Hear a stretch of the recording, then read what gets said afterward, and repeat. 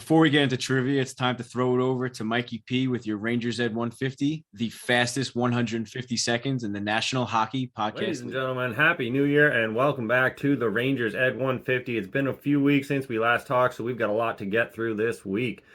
Before we take a cruise around the league, though, we have some hockey news to talk about. First off, some news close to home. Hockey Newfoundland has officially got rid of the post-game handshake. Just leading up to Christmas, Hockey Newfoundland decided that instead of shaking hands after the game, as is tradition in hockey games all over the world, minor hockey league players will instead shake hands before the game. The reasoning for this was cited as a disturbing number of incidents that occurred during or immediately after the post-game handshake, with Newfoundland being the second highest incidence of maltreatment penalties per 1,000 players in Canada.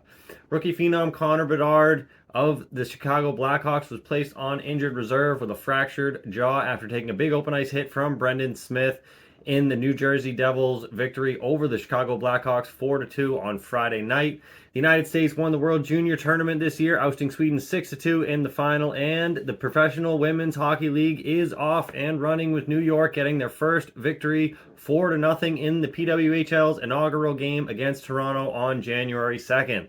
Back to the NHL we go, though, and out west in the Pacific Division, the Vancouver Canucks have finally taken that number one spot from Vegas, who have lost 6 of their last 9 through the last 3 weeks. Vegas has slowed down quite significantly since losing Aiden Hill a couple months back, and teams like Vancouver, LA, Edmonton, and Seattle have all crept up in the standings since.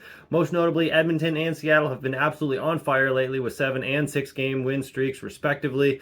Shout out to Joey Daccord of the Seattle Kraken, who's been the best goalie in the league for the better part of a month, and he's playing absolute lights-out hockey for the Kraken. They got a solid backhand with him back there, and they are in every single game they're playing these days. Right now, this division sits at Vancouver, Vegas, LA, Edmonton, and Seattle, with 1 through 6 being separated by only a dozen points. So this one is going to be quite the race.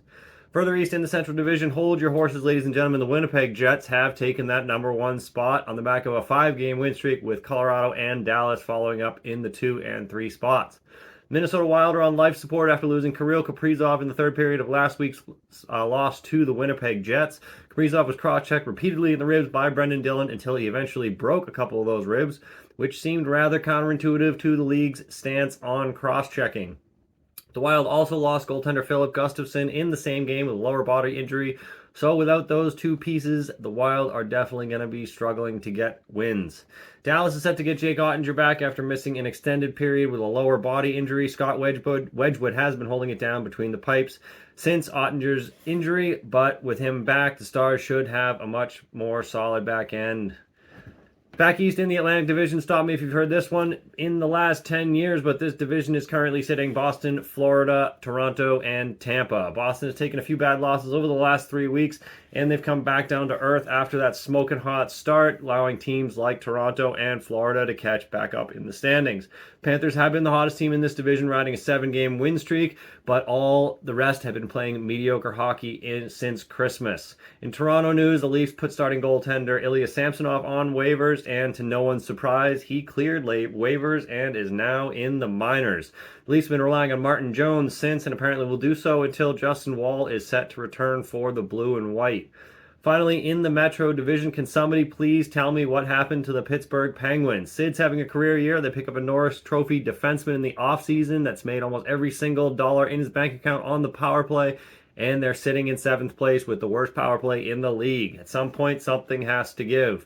Penguins aside, the top of this division sits Rangers, Hurricanes, Flyers, Islanders, and Devils. As of now, the only teams worth their salt in this division are the Rangers and the Hurricanes. The Flyers are a giant enigma and will continue to be so until they start losing and end up in 6th place. The Devils should be winning, but they're in the same boat as Toronto as far as their goaltending is concerned. The Islanders have the best goalie in the league, and all of a sudden they cannot keep the puck out of their net, sitting in 23rd in goals against. Washington just lost their starting goaltender to injury, and that just leaves Columbus, who is barely hanging on as is. We have 4 Rangers games this week. On Monday, they're at home against the West-leading Vancouver Canucks. Then they head to St. Louis on Thursday, and finally to DC on Saturday for a back-to-back home-and-home against the Capitals. Lots of Rangers hockey to watch this week, so make sure to tune in next week for more updates. This has been your 150.